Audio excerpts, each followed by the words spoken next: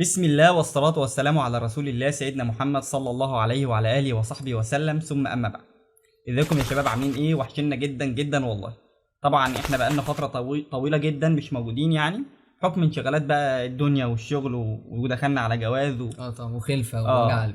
فالدنيا يعني ايه خدتنا شوية.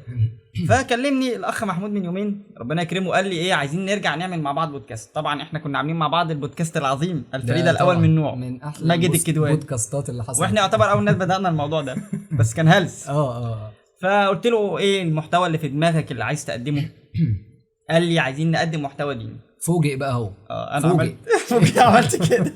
ايه محتوى دي ازاي يعني؟ فالمهم ايه هنا، طبعا انا من زمان نفسي ان انا اقدم المحتوى ده، بس في نقط كتير جدا فيها نناقشها بقى فيها. خايفين منها هنتكلم فيها. لا اما نكون احنا خايفين منها، او ممكن يكون المشاهد يستنكر ايه اللي انت بتعمله ده، او ايه النقله اللي انت عاملها، او انت كمان. انا واحد من الناس بستصغر نفسي برضو لحد ما كلنا كبير.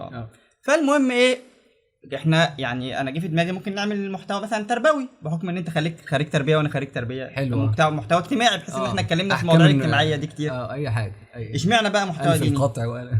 اشمعنى محتوى ديني؟ المحتوى الديني. بسم الله الرحمن الرحيم.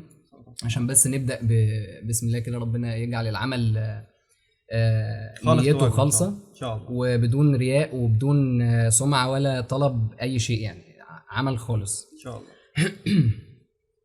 القصه كلها ان حاليا في ظهور شديد جدا لاي محتوى مخالف لمحتوى الدين. وطبعا الكلام ده ما بيلاقيش رد ليه. كمثال مثلا، يعني اي محتوى ظاهر سواء على التيك توك او ايا كان من المنصات السوشيال ميديا كلها، محتوى اذا كان مثلا ستوري عليه غنى معين، ستوري عليه كلمات واحد بيغني وهكذا. الحاجات دي احنا طبعا نيجي نسكرول كده على الفيسبوك، نلاقي حد يقول لك يا جماعه بلاش تحطوا الستوري دي وهيبقى دي سيئه جاريه ليكوا ومش عارف ايه، وبلاش حته الموسيقى وبلاش كذا وبلاش كذا. بالظبط. في واحد يزعل، واحد تاني يقول لك تمام شكرا ويكمل عادي، انت ما بتتكلمش معاه اساسا. اللي انا اقصده ان طالما في حاجه احنا قادرين ان احنا نشتغل عليها ونقدم فيها خدمه سواء لينا احنا ان شاء الله، لو احنا ان شاء الله ربنا مدينا عمر، فدي حاجه لينا، تذكره لينا وتذكره للناس. سواء بحديث بنقوله، سواء بايه قرانيه، سواء بتذكره طبعا عندي سؤال. اتفضل.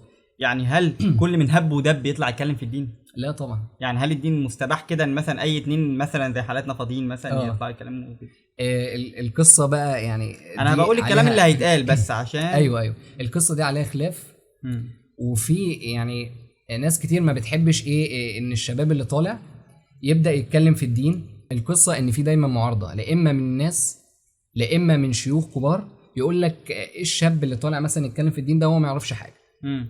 ما يعرفش مثلا سيره النبي، ما قراش فيها صلى الله عليه وسلم، مش حافظ حتى جزئين من القران، مش حافظ سورتين من القران، وطالع يفكرني بالدين ويقول لي قال الله وقال الرسول، ويقول لي سيدنا محمد راح الهجره في سنه كذا هجريه. هو معاه حق برضه، هو معاه حق. بس هو القصه في نقطه تانية خالص. فين احنا من قول مثلا الرسول صلى الله عليه وسلم بلغوا عني ولا ايه، ولو ايه، بلغوا عني ولو ايه. فين من وذكر فإن الذكرى تنفع المؤمنين.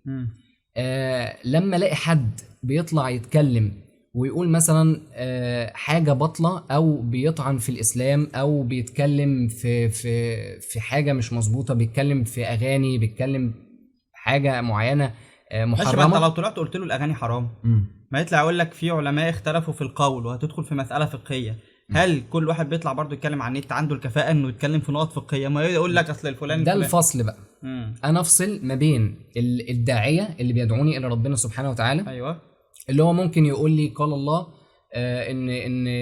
ان مثلا الظهر 4 ركعات في حديث، او قال الرسول صلى الله عليه وسلم ان الظهر مثلا 4 ركعات، او الفجر ركعتين. انا بقول لك معلومات عن دينك، بعرفك بدينك، بذكرك بيه حتى لو انت فاكر. اقول لك مثلا افتح فيديو، يا جماعه السنن الرواتب 1 2 3 4، يا جماعه ان الرسول صلى الله عليه وسلم مشيته كانت كذا، قرأت في كتاب ان في موقف عن الرسول صلى الله عليه وسلم في التعامل مع زوجاته بالطريقه الفلانيه. فانا بنقل لك حاجه موجوده في كتاب، وبقول لك ان الحاجه دي في الكتاب الفلاني، روح اتاكد منها. انا ما افتكش في شيء.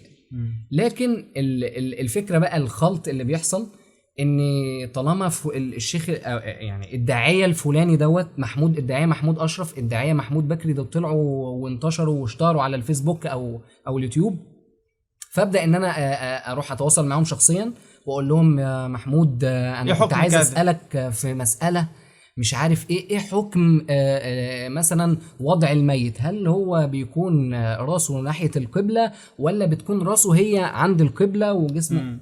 طب انا ايه دخلني في الموضوع ده؟ دي مش بتاعتي. انا هقول لك ما اعرفش.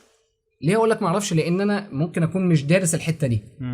وبمناسبه حته ما اعرفش دي، ان الامام مالك طبعا احد ائمه المذاهب الاربعه، او يعني تاني اكبر امام بعد الشيخ او الامام ابو حنيفه. سئل في 42 مساله او بضع و40 مساله من حد كان جاي له من العراق، جاوب في 36 منهم بلا ادري. ايوه، ما هو من قال لا اعلم فقد افتى. بالظبط، وده الامام مالك. هو اللي انت عايز تقوله يعني بالملخص ان في فرق بين واحد بيحاول ينقل المعلومات اللي عنده في الدين بالزبط. ولو بسيطه، وواحد مفتي. فمش كل من طلع على السوشيال ميديا اخد منه فتوى. بمناسبه ينقل المعلومات بقى، انا دلوقتي تعلمت شيء. انا رحت مسجد، تعلمت التجويد، تمام، عرفت احكام النون الساكنه والتنوين مش عارف ايه. انا ممكن انقل الخبره دي لمين؟ لاطفال، انقل الخبره لواحد صاحبي ما يعرفش حاجه عنها.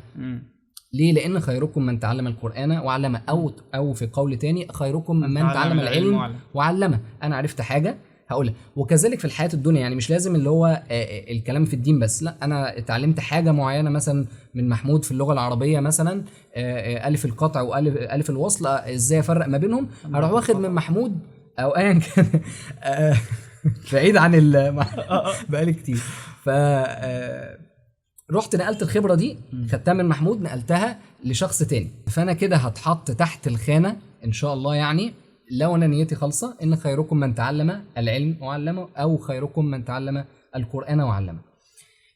في حاجه زي كده انت برضو ايه رايك فيها؟ لما انا عرضت عليك الفكره، او عرضت عليك ان احنا نتكلم في حاجه دينيه وننقل للناس اي حاجه اتعلمناها في الدين، على الاقل تفيدهم او تذكرهم بيها.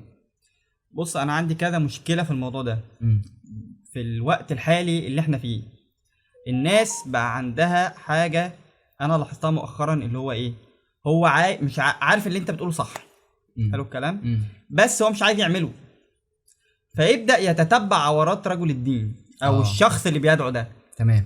فيبدا يقول لك بص الشيخ الفلاني ده كان مع مش عارف ايه. بص الفلان العلاني ده كان بيعمل ايه. وده مش صح. ليه؟ لان احنا بشر، فاحنا طبيعي ان احنا بنخطئ. هو المعصوم واحد. فانت المفروض بتاخد المعلومه من اللي قدامك رقم واحد قبل ما تصدقها تتحرى عنها. مظبوط. احنا برضو المشكله الثانيه دلوقتي ان ايه، انا شفت بوست على النت، خدته شيرته، ممكن يكون اصلا ده حديث ضعيف، ممكن يكون الحديث ده موضوع، ممكن يكون السند بتاعه فيه مشكله، ممكن يكون المتن حديث اصلا وقال لك صلى الله عليه وسلم قال كذا. بالظبط. زي الراجل طلع قال لك لا دي جدعانه من عندي انا كده، ده حديث انا من عندي. ايوه.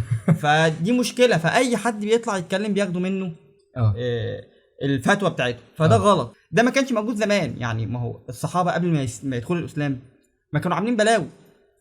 ما جاش بقى واحد قال للتاني ما انت سيدنا خالد بن الوليد انت قاتل نص المسلمين، هتيجي تقول لي انا صح ولا غلط؟ ايوه. الفضيل بن عياض من اكبر رواه الحديث، يعني الثقال، ما كان قاطع طريق على الحجاج.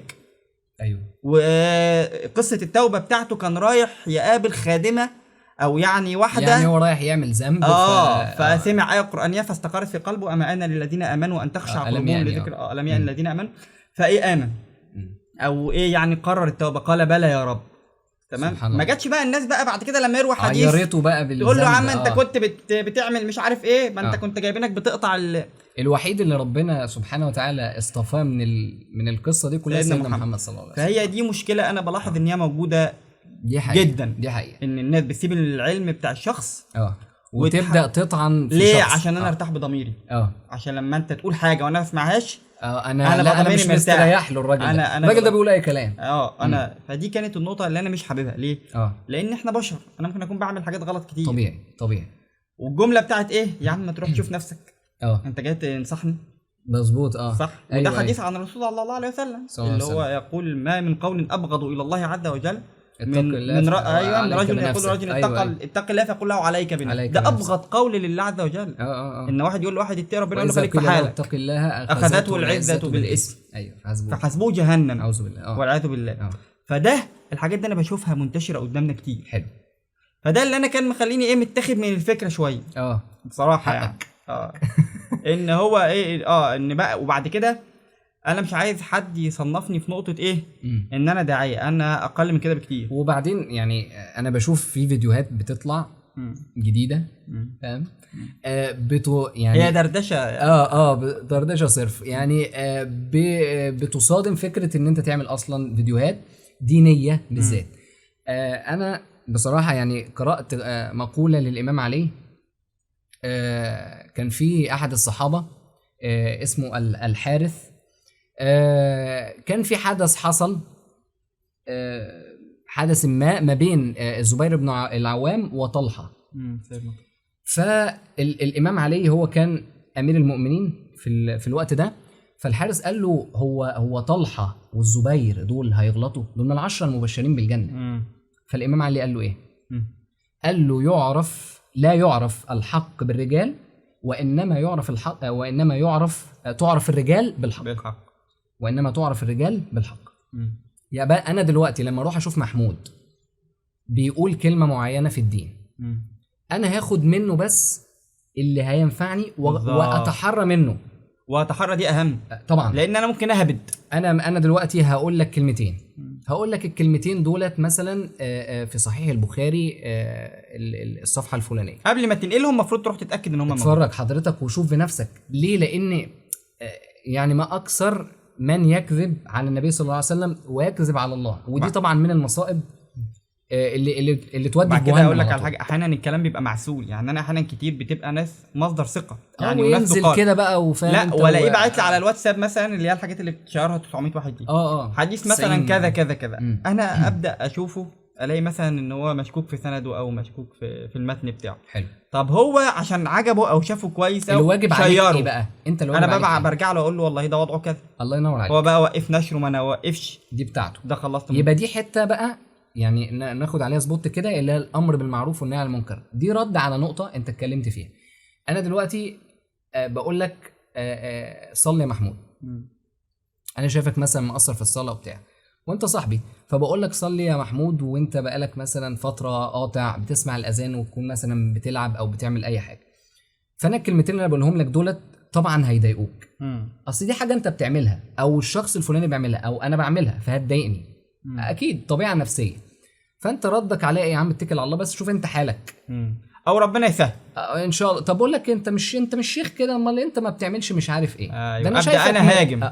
فاهم انت ازاي؟ ليه انا بهاجم؟ لان انا عندي المشكله ومش عايز احلها. فهي المشكله مش فيك وانت بتدعوه، المشكله في الشخص اللي انت بتدعوه، نفسيته اما فيها مشكله، تمام، ومش عارف يرد عليك صح، وما عندوش من العلم الكافي. لان انت طالما تجهل بشيء فانت هتحاربه بدون ما تعرفه.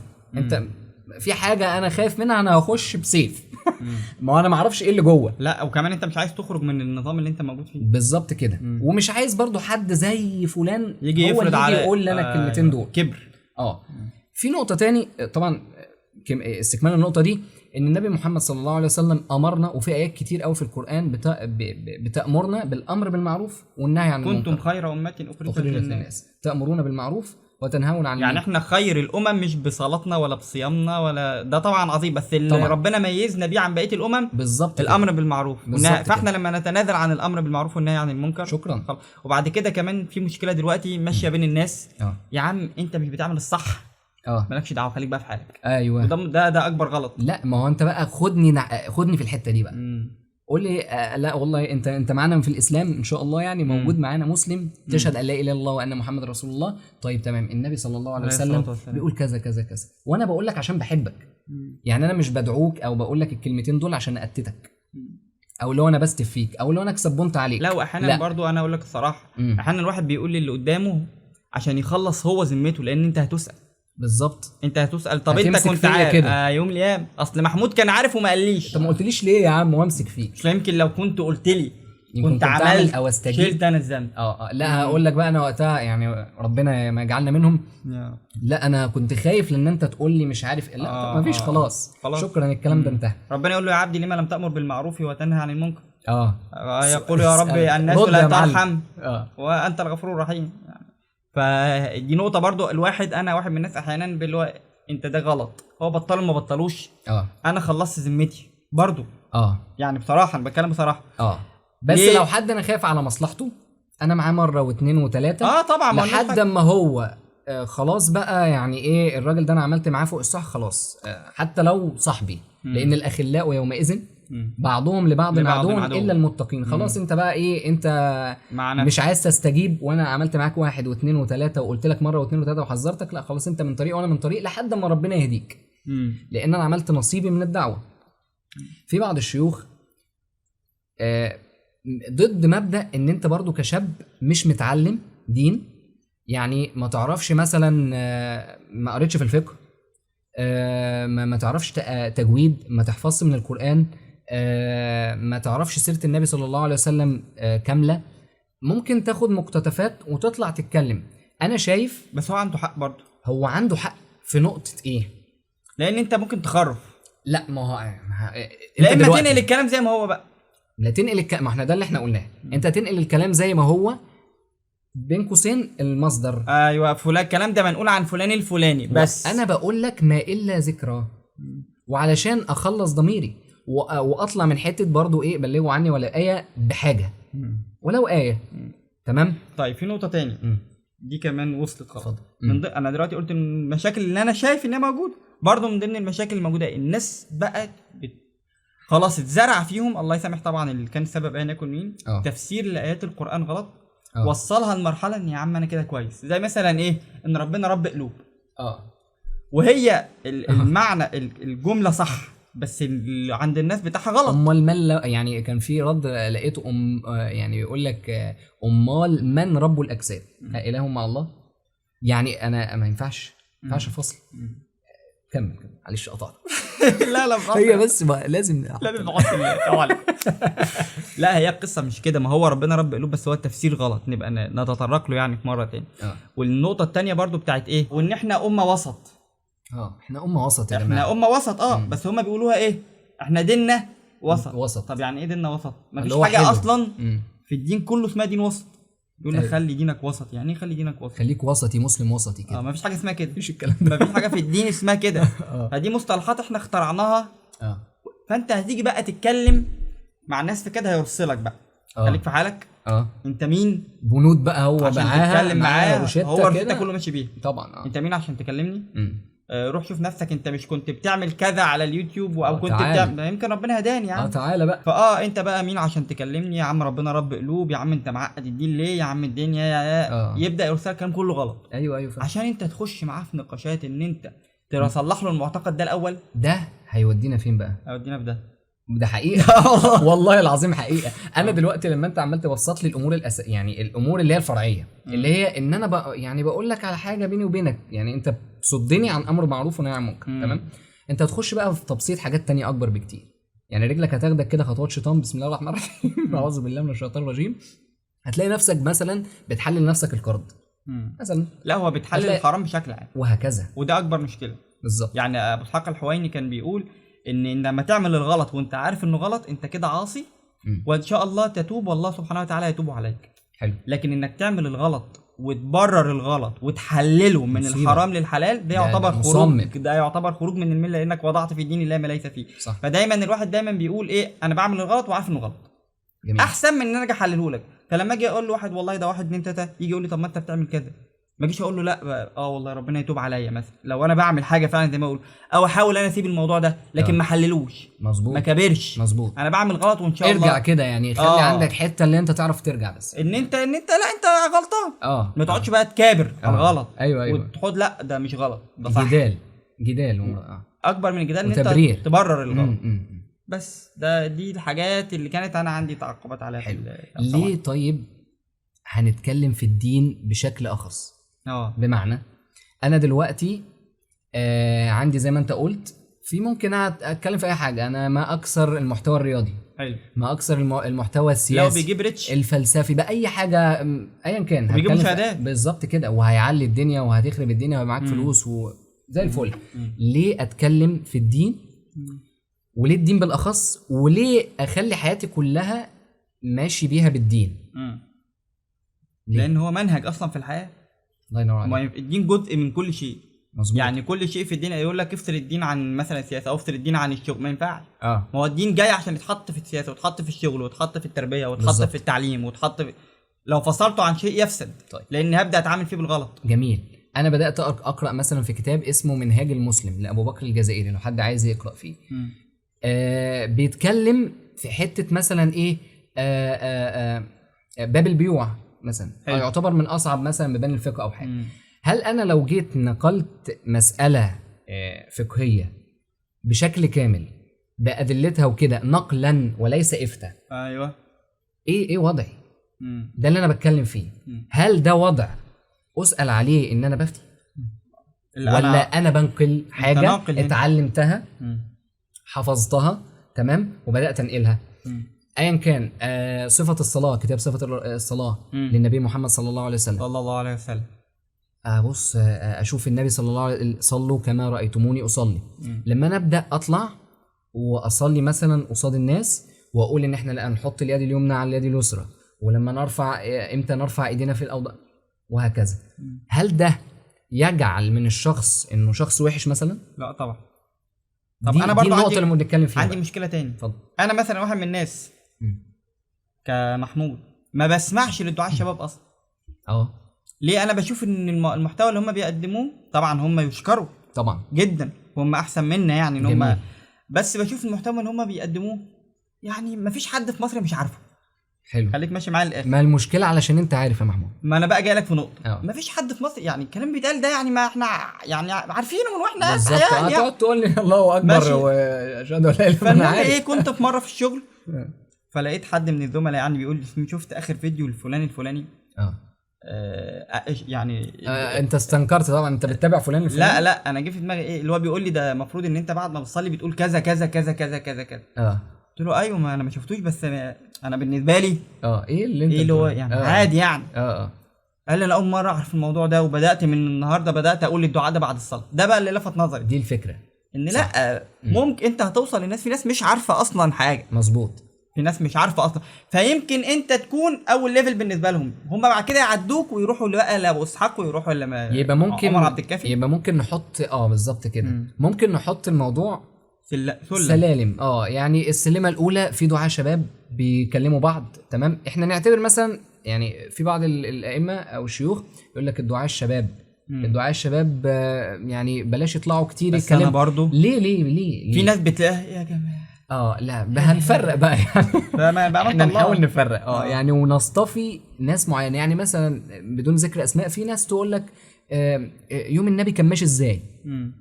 انا واحد من الناس ممكن ما اعرفش يوم النبي كان ماشي ازاي، ممكن اكون قرات في السيره بس اللي هو اليوم يعني الصبح كان بيعمل ايه مش عارف اذكار الصباح واذكار المساء مثلا. في ناس تعرفها، في ناس ما تعرفهاش. يبقى في ليفل دعوي خاص مثلا بالشباب بينا. يقول لك ممكن انت تشتغل على البيئه المحيطه بدون ما تطلع تتصدر على مواقع السوشيال ميديا. اعتبرني بس دلوقتي مثلا انا قاعد مع محمود وقاعد مع مجموعه شباب اصحابنا وبنتكلم. بس انا اقول لك على حاجه برضه، في حاجه ممكن صديقي ما يقبلهاش مني ان انا اقولها له وش في وش، لكن لما يشوفها لي فيديو على اليوتيوب هيتنفذها. ليه؟ هو مش حاسس ان انا بهاجمه. مظبوط. هو هنا مش حاسس ان انا بوجه له هو الكلام. تلاقيه جه قعد معاك في مره يقول لك صدق ده محمود ياض يا محمود. انت ازاي اللي هو يعني انا بكلمك من فوق. انت ازاي صدق ده محمود. انت لفتت نظري للنقطه بصراحه. انا كان بقالي كتير مثلا ما بصليش السنه، كنت بهمل فيها لدرجه ان انا بقيت افوت فروض. انت لفتت نظري مثلا ان انا اصلي السنه فبقيت اهتم بالسنه فما بضيعش اصلا الفروض. فلو ضيعت بوقع مثلا سنه بس برجع لها تاني. فانا رحت فين في الحته دي برضو مش هيجي يعني معلش بدون قطع كلامك، مش هيجي ابو اسحاق الحويني هتروح تسمع له اللي هو انت اهتم بالسنه. صلاه سنه ايه يا حاج؟ ابو اسحاق الحويني بيتكلم دلوقتي في لو بعد الحديث كده خلي بالك انت لو والدنيا اكبر دخلت على بكتير. ابو اسحاق على طول او مثلا مش هتفهم حاجه. بس بالظبط. برضه انا عايز اقول حاجه، اتفضل. فكره مصطلح الدعاة الشباب او الدعاة عامه انا مش حابه ينطبق عليا.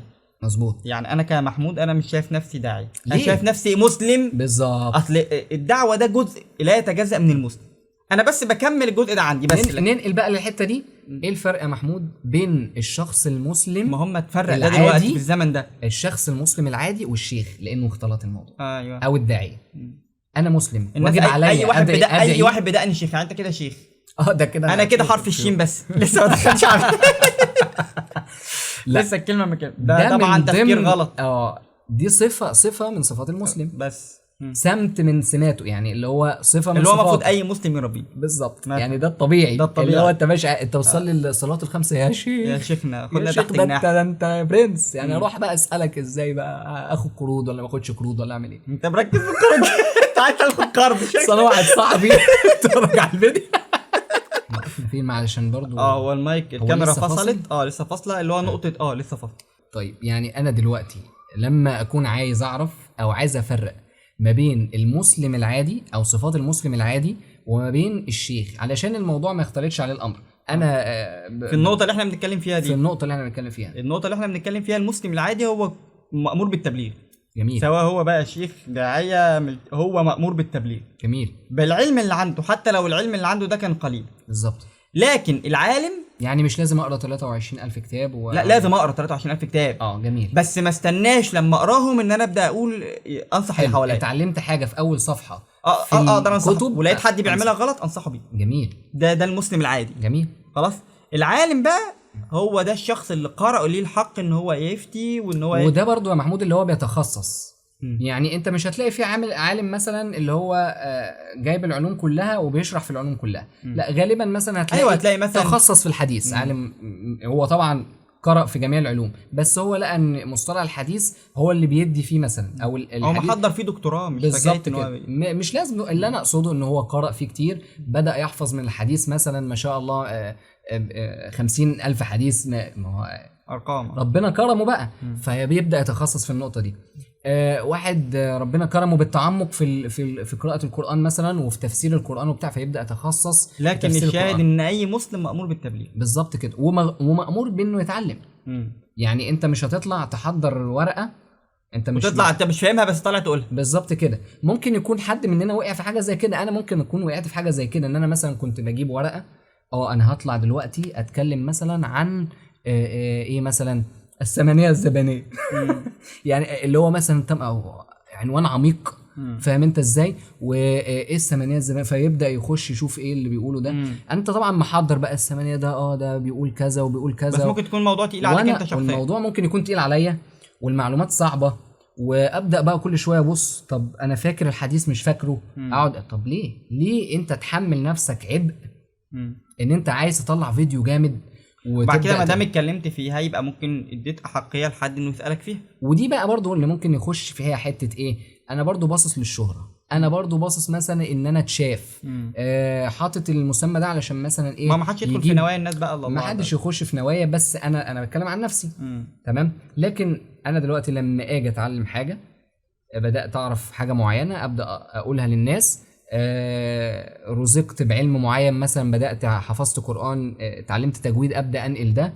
طب لو انا اخطات في الفيديو مثلا، يعني مش انا او انت او اي حد، بحترم جدا جدا الشخص اللي في التعليقات اللي يجي يقول له مثلا انت بس اخطات في النقطه الفلانيه كذا كذا، لكن الموضوع بتاعك رائع. جميل. واحد تاني يخش يقول لك انت ما بتفهمش، انت قلت كذا بدل كذا بكذا بدل كذا. يعني طبيعي ان يبقى في سقطات. برضه مش بتكلم علينا، انا بتكلم في المطلق العام ان الناس بتشنع قاعده مستنيه لك غلطه حارب علشان خلاص بقى ايه يا عم انت مش فاهم حاجه. ده اعتقد برضه ان هو ممكن يكون من الشحن. يعني انا شايف ان في ناس كتير مثلا، او تشويه، في ناس بتشوه صوره المسلم او صوره الداعيه. ممكن افضل طريقه للتشويه دي تتبع العورات. بالظبط كده. انا شايف مثلا انه في الاعلام ان اي حد مربي دقنه ده موضوع، ده هيجي دلوقتي يقطع رقبتي دلوقتي. انا لو سرقت يقطع ايدي. هو اصلا انا عايز اقول لك على حاجه، اللي انت خايف منه ده هو المفروض انه حد من حدود دينك ان انت المفروض تعرفه. ما حدش بيطبقه اصلا هو غير ما رئيس حد- الدوله ما او الشخص المسؤول هو اللي يعني ما ينفعش انت مثلا تيجي تقول لي ده انا عملت كده اقول لك خلاص تعالى انا هقطع ايدك على اول الشارع. ما هو ده اصلا ما ينفعش. أيوة ده شرعا بالظبط. ما ينفعش. بالظبط، بس واجب عليا ان انا اعرف ان ده تمام، مش هتنفر منه. يعني ما بقاش ان انا قلقان ان انا مثلا ايه، انا لو ارتكبت ذنب معين فلان ده طالما بدأنه هيجي دلوقتي فاهم انت ازاي، يقطع رقبتي، هيقطع ايدي، هيسن السيف وجاي لي. احنا مش في حرب. بس هي القصه كلها ان انت الواجب عليك والواجب عليا ان احنا نذكر. وانا شفت حد صاحبي اتكلم معاه ما شفتوش وقادر ان انا اعمل فيديوهات. يعني من ضمن الحاجات اللي برضو لفتت نظري، انا ممكن امشي في الشارع اشوف في حاجه حصلت، ممكن اطلع اتكلم عليها في فيديو، ما اقدرش ان انا اواجهها بشكل مباشر. مثلا الناس كمثال، احيانا بتعديك على فكره من غير ان العدوى ان هو يعديني قصدي، ان في بنت معينه ما مش هوقفها. في بنت لابسه مثلا لبس معين، مش هاجي اوقفها واجي اقول لها طب انت ما والله- غضتش بصرك ليه؟ ما هو انت ممكن يكون وقع نظرك، هي لفتت نظر حد معين جنبك معدي فلفت فجه نظرك. بدأ يقول لك اعوذ بالله ايه ده مش عارف. في حاجات كتير بنقابلها زي كده. في حاجات بتبقى مناظر اصلا مستفزه لاي حد معدي حتى الشيوخ، وبيبقى هو ممكن وقع نظر ومشي واعرض ومشي نظره اولى. ما انت مش متعمد بغض يعني. النظر عن النقطه اللي انا بتكلم فيه، حاجه زي كده انا مش انت مش هتعرف هقدر ان توقفها. انا اروح اوقفها اقول لها ايه اللي انت بتعمليه ده. لكن هي ممكن تشوف النبي الفيديو قال كذا بتاعك عن كذا. النت. ممكن تشوف بقى هي بتسكرول مثلا ولا اي حاجه على الملزوق في ايديهم على طول او في ايدينا على طول، ده اللي هو الموبايل او ايا كان. هتبدا تبص تشوف ده قال كذا بتاع، يمكن ربنا يكرم واقدر ان انا اغير في حاجه زي كده من خلال الفيديو اللي انا بقدمه. بس ده اللي انا شايفه. يعني انت رايك ايه؟ انا شايف انه تمام، بس يعني قبل ما السلام عليكم. قبل ما نختم، عشان ما نطولش برضه على الناس في اول عشان ما يفرفروش من فرضوش. هي دي ما تعتبرش حلقه لسه، هي طالعين بس نتناقش في فكره البرنامج او نفسه. بالظبط. لسه حتى يعني استاذن برضه حضراتكم للناس اللي وصلت للنقطه دي او ده تقول يعني لنا إنجاز طبعاً. الكادر تمام ولا لا، الصوت تمام ولا لا، الاضاءه تمام ولا لا. يعني لان الحاجات دي برضه اكيد هتنفع عشان الناس تستمع تبقى مرتاحه وهي بتسمع. بالظبط ان شاء الله. ان شاء الله. اللي بنتكلم فيه برضه ليه بنتكلم في الدين. بعيدا عن النقط اللي فاتت دي كلها، انا ليه اقيس من خلال الدين او من خلال المنهج اللي انا بتبعه ده؟ ما هو انت لو ما قستش من خلال الدين هتقيس من خلال ايه؟ ما هو ده المنهج اللي ربنا بعته لك. ايه اللي انا خدته بقى من المناهج التانية اللي انا ممكن امشي بيها؟ يعني مثلا حد بيمشي بفكره بدماغه، حد يمشي بطريقته ما يعرفش ان الهوى ده اسمه اتباع الهوى. بالظبط كده. ابدا انا اعرف فكان امره ايه بقى؟ فرطة. فرطة. ده عامل زي حبات العقد. يعني فعلا التعبير ممكن يكون الدين هو حاكمك بس مديك قيمه.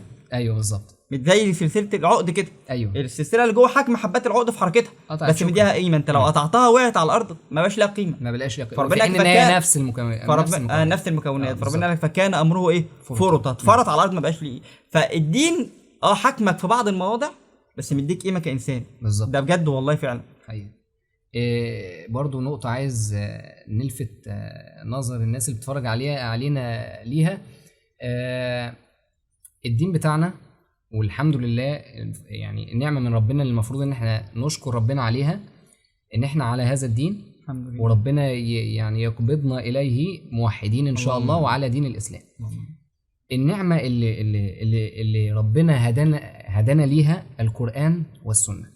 مفيش حاجة في حياتك الا لما هتلاقيها في القرآن والسنة متفصلة ومتفصلة عليك. مش هتلاقي حاجة مثلا تبدأ تشوف مرجع بره اصل انا ما لقيتوش في القرآن، لا.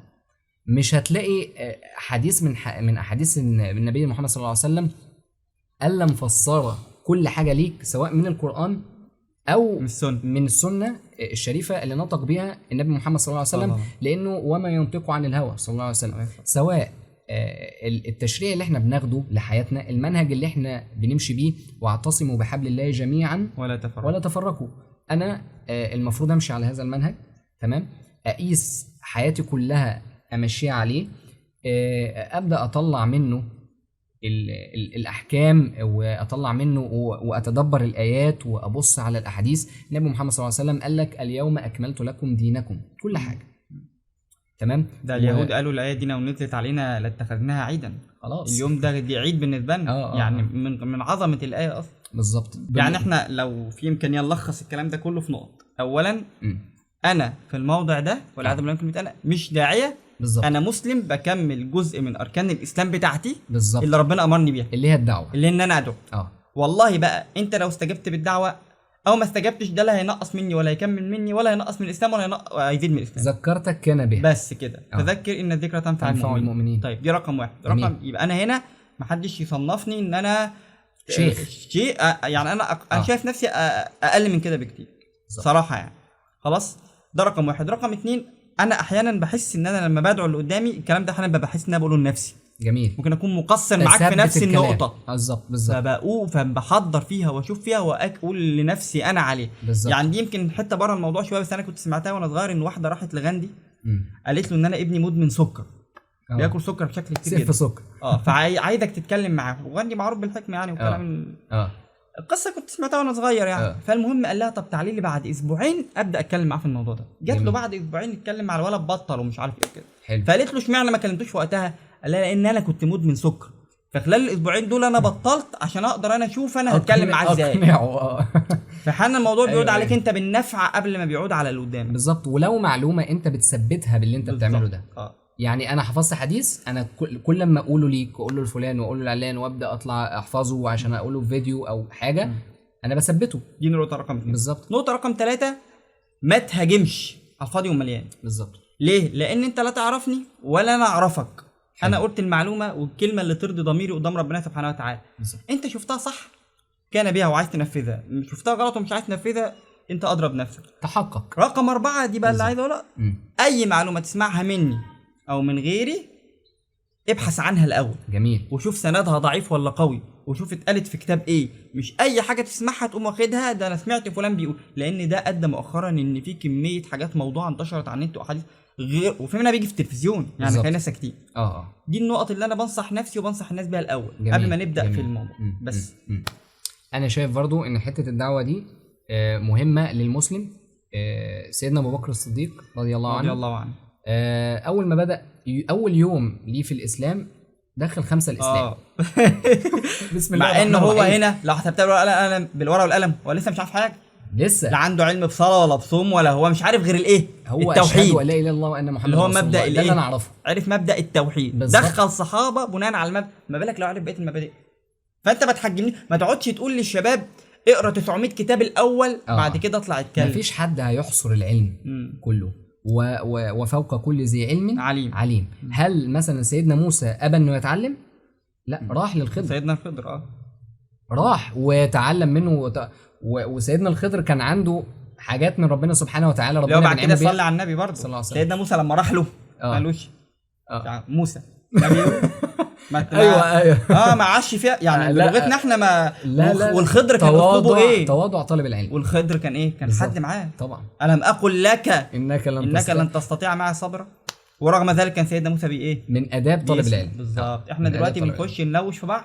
انت ولا فاهم حاجه. واروح ده انا مثلا انا رايح اتعلم مع عند شيخ ابدا اقرا بقى، فاهم انت؟ اروح اعلم على الشيخ. يا ابني انت رايح انت رايح تعلم على الشيخ اللي بيحفظك ليه يا ابني؟ هتكسب ايه؟ ايه اللي انت تكسبه؟ ده برضو ممكن. ما هي دي اساليب دفاعيه. انا مش عايز اسمع اللي انت بتقول. بالظبط. فيا اما هطلعك وحش. بالظبط. جميل. يا اما هطلع تتبع عوراتك ومساوئك، يا اما اطلعك ما تفهمش حاجه. لا الناس اقول لك على حاجه، في مشكله برضو عندنا، ما احنا ناس برضو عشان تبقى عارف احنا ناس. ايوه، ودي معلومه حبيت اضيفها. دي نقطه في البشر اجمعين، ان انا ممكن ابرر لفلان اقول له هو حبيبك يبلع لك الزلط وعدوك يتمنى لك الغلط. انا ممكن مثلا ابرر لاي حد في اي مجال، اجي عند الدين تعالى انت هتنصحني هديك بيك جزمه حر. اجي مثلا عند حد بيلعب حديد مثلا كبطل اجسام كله بيفتي. لا يعني مثلا شفت فيديو بطل عالم وبيلعب بوزن، الناس بتقول له خفف وزنك يا كابتن. الناس بتنصحه. لا هي غير ان هو غير ان هم بينصحوه. راح الراجل بيرفع الوزن نزل هوب جاله مزق. هل ده مثلا هو لما جاله وزن ده عيب حصل له؟ يعني هفوه حصلت له انه شال وزن مثلا زياده، او أخطأ. هو جل فاخطا. هو ده مثلا لغى بطل انه هو بطل خدوا منه، بعتوا له يبعت لنا الشارع.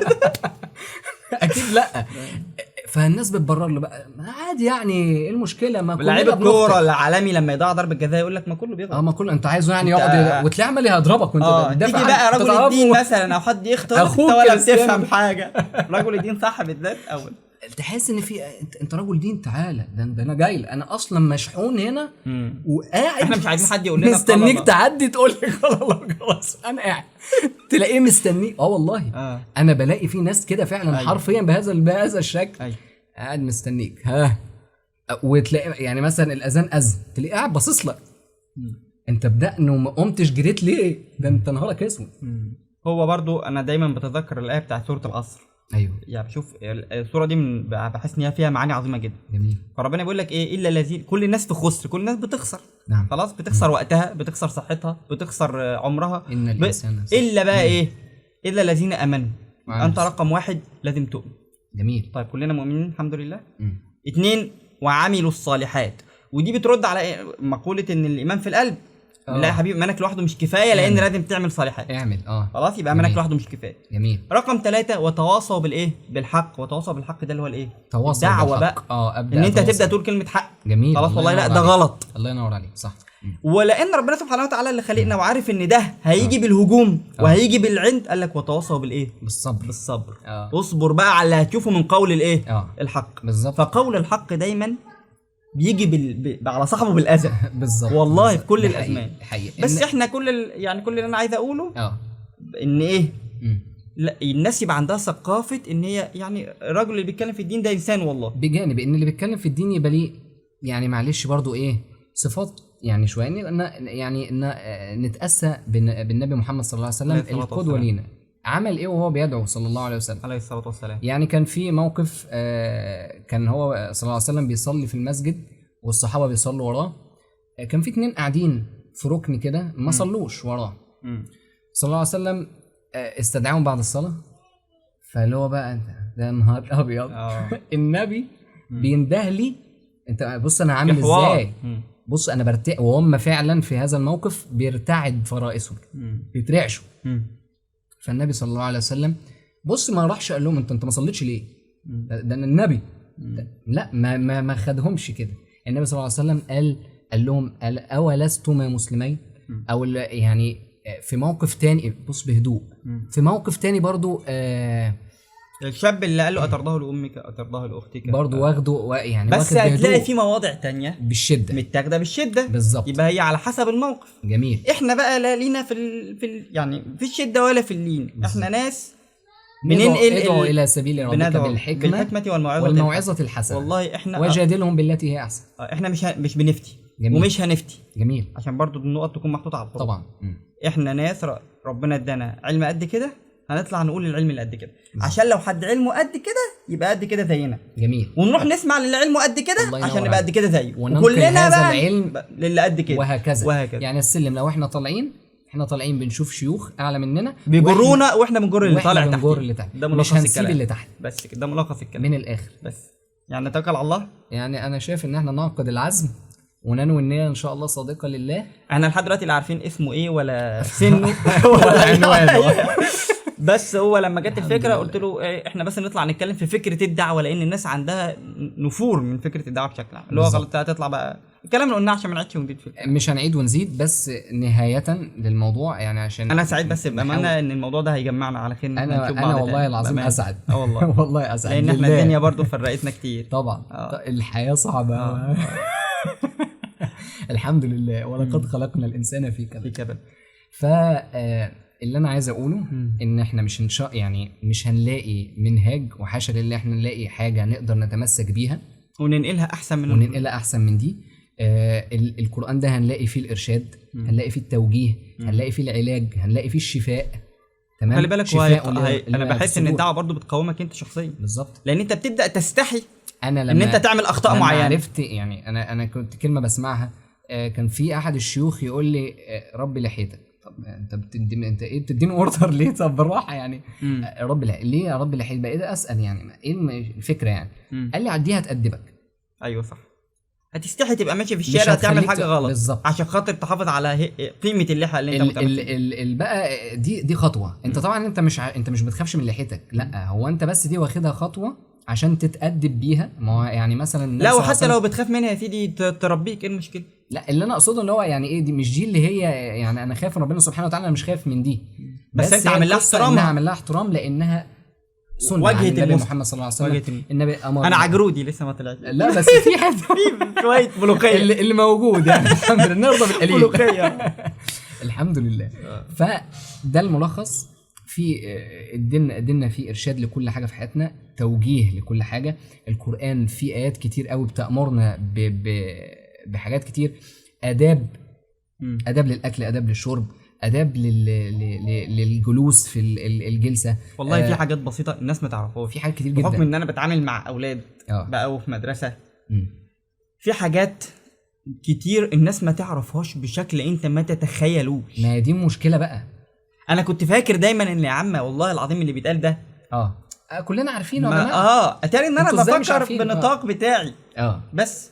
لكن لا، انا باجي ده النطاق اللي بيفكر فيه الشيوخ الكبار، يعني ابو اسحاق الحويني. انا معلش انا عشان بحبه قوي والله. لا ده استاذنا. فابو اسحاق الحويني مش ان هو بيخاطب فئه معينه.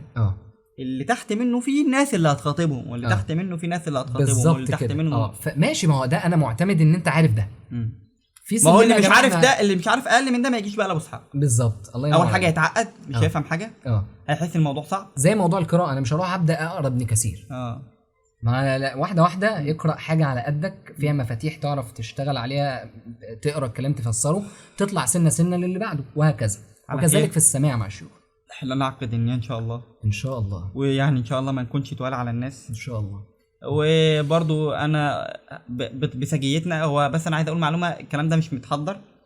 احنا مش محضرين ده، يعني مجرد نقط في دماغنا. فاحنا طلعنا نتكلم بحس ان شاء الله لو ربنا فتح علينا والدنيا تمام نبدا بقى نشوف هنمشي في الموضوع ازاي. لكن كل اللي احنا بنقوله ده ارتجالي معاكم، امر يعني ان شاء الله نحاول نطلع سنه برضو باللي نعرفه ونقدر ننقله ان شاء الله. والناس برضو تشاركنا برضو وجهة نظرها، حابين نسمعهم في التعليقات.